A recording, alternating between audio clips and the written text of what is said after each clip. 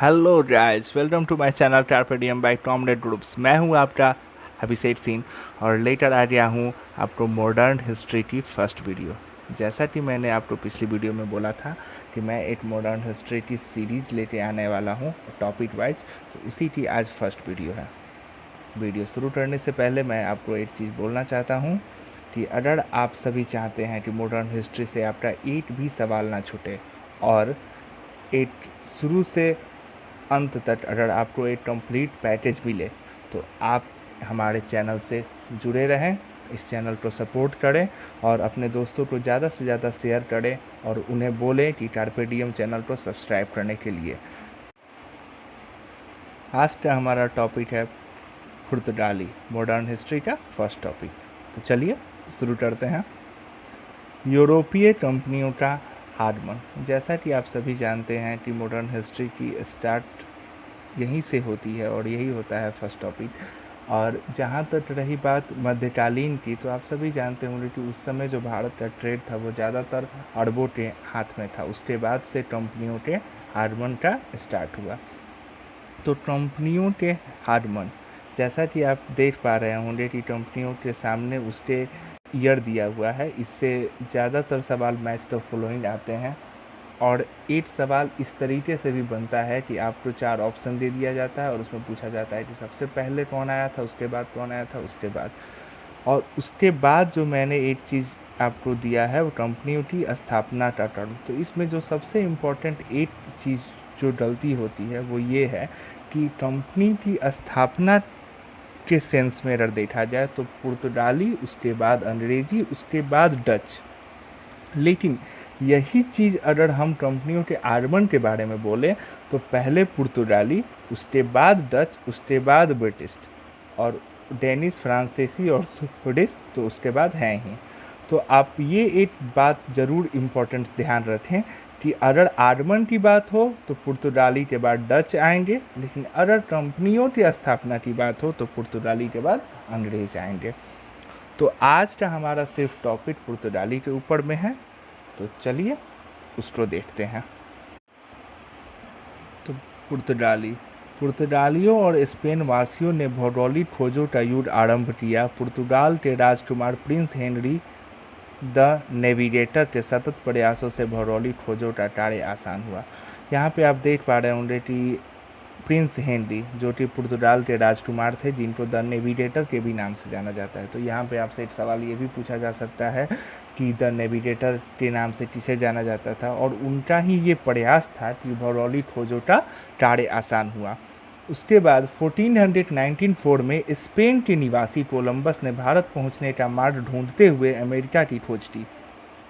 तो यहाँ पे आप देख पा रहे होंगे कि कोलंबस ने अमेरिका की खोज की थी, जैसा कि आप सभी जानते ही होंगे। लेकिन वो कहाँ का निवासी थे? स्पेन के निवासी थे। और कब? 1494 में।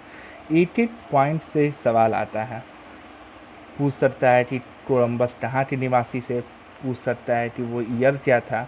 तो इसी टाइप से सवाल आते हैं।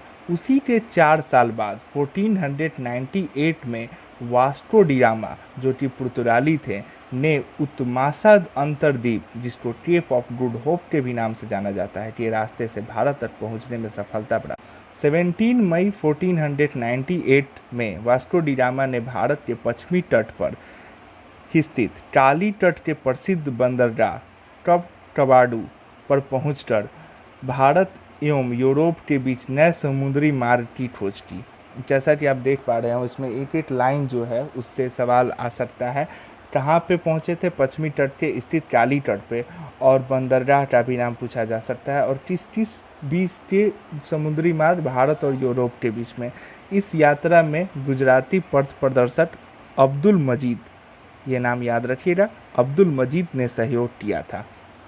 उसके बाद हम लोग देखते हैं काली तट के हिंदू राजा। वो काली तट के जगह पे उतरे थे, वहाँ के एक हिंदू राजा थे जो कि जमोरियन थे, जो कि पैतृक उपाधि उनको मिला था, ने उनका स्वागत किया, उसे मसाले एवं जड़ी बूटियाँ ले जाने की आज्ञा दी, और वास्को डी गामा ने काली मिर्च लेकर फिर जहाज़ से वापस चले गए। लोग कहते हैं कि उनके आने जाने का खर्च निकाल देने के बावजूद भी उनको 60 गुना लाभ हुआ था। आप सोच सकते हैं कितना ज़्यादा। ये आप देख पा रहे होंगे इस मैप के माध्यम से, जिसमें लिखा हुआ है बीच में वास्को डी गामा का यात्रा प्रारंभ कब से हुआ था, यात्रा वापसी कब से हुई थी। यहाँ पे आपको भारत भी नज़र आ रहा होगा, जहाँ पे बंदरगाह और कालीकट लिखा हुआ है, और ये रास्ता भी दिखाया गया है जिधर से वास्को डी गामा की भारत की समुद्री यात्रा थी। आपको यहाँ पे पुराना नाम उत्मासा अंतर्द्वीप और आशा अंतर्द्वीप, जो कि नवंबर 1947 में इसका रखा गया, और किस रास्ते से वो आए थे, ये सारा इस मैप में दर्शाया गया है, जो कि आप देख पा रहे होंगे। मैं थोड़ा सा जूम कर देता हूँ ताकि आप अच्छे से देख पाएँ एक एक चीज़। चलिए आगे देखते हैं। हम लोग पीछे देख चुके हैं 1498 में वास्को डी गामा भारत आए थे, तो वो फर्स्ट पुर्तगाली थे जो कि भारत आए थे। उसके बाद प्रेडो अल्ब्रेज केब्राल 1500 में भारत पहुंचने वाले दूसरे पुर्तगाली बने। 1502 में एक बार फिर वास्को डी गामा पुनः भारत आए थे। और ये जो आगे है ये एक बहुत ही इम्पोर्टेंट चीज़ है जो कि पूछा जाता है कि सबसे पहले फैक्ट्री कहाँ स्थापित की थी। तो 1503 में पुर्तगालियों का सबसे फर्स्ट फैक्ट्री स्थापित किया गया था, वो कि कोचीन में, और दूसरी कन्नौज में, ये पूछा जाता है। उसके बाद हम लोग पढ़ते हैं प्रथम पुर्तगाली वायसराय जो कि फ्रांसिसो डी अल्मीडा भारत बनकर आए, और इन्होंने ही ब्लू वाटर पॉलिसी, या उसको हिंदी में शांत जल की नीति कहा जाता है, वो चलाई थी। इनका कार्यकाल 1505 से 1509 के बीच में रहा था। और उसके बाद अल्फांसो डी अल्बुकर्क आए थे, जिनका कार्यकाल 1509 से 1515 तक रहा था। अल्बुकर्क को भारत का पुर्तगालियों का वास्तविक संस्थापक माना जाता है। तो अगर पूछे कि वास्तविक संस्थापक कौन किया पुर्तगालियों का भारत में, तो अल्बुकर्क।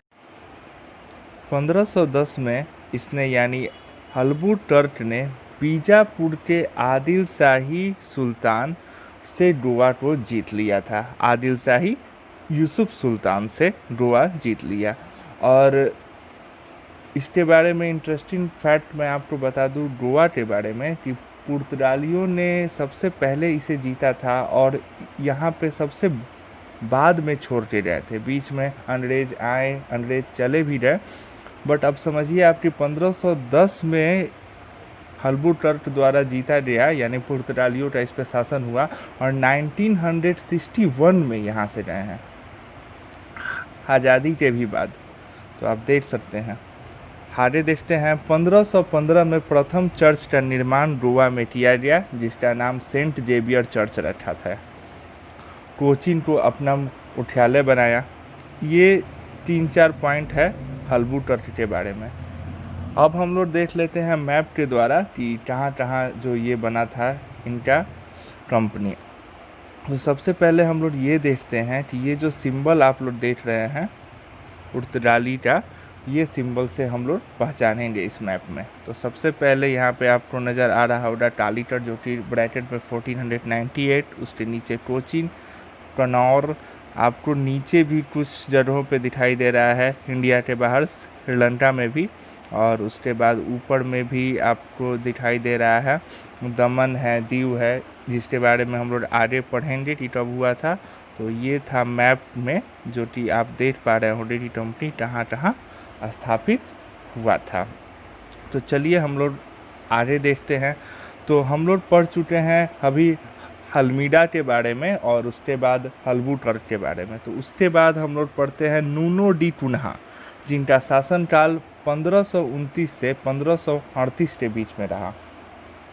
इनके बारे में सबसे पहला पॉइंट है कि 1530 में इन्होंने गोवा को अपनी राजधानी बनाया, और 1535 में दीव और 1559 में दमन को भी जीतकर मिला लिया गया।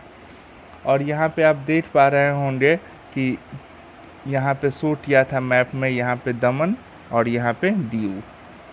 उसके बाद से हम लोग आगे देखते हैं। तो इन्हीं के शासनकाल में भारत में प्रिंटिंग प्रेस की भी शुरुआत हुई थी। और मैं आप लोग को बता दूं, जो कि इसमें नहीं लिखा हुआ है, कि गोवा में ही बनाया गया था और 1556 में बनाया गया था। और आगे देखते हैं 1560 में गोवा में ईसाई धर्म न्यायालय की भी स्थापना हुई। और इनके द्वारा मतलब इन्हीं के समय यानी पुर्तगालियों के समय तंबाकू की खेती से औरत टराया, अनानास, पपीता, बादाम, काजू, मूंगफली, शकरकंद, लीची और संतरा, ये सब इन्हीं लोगों की देन है, पुर्तगालियों की ही देन है।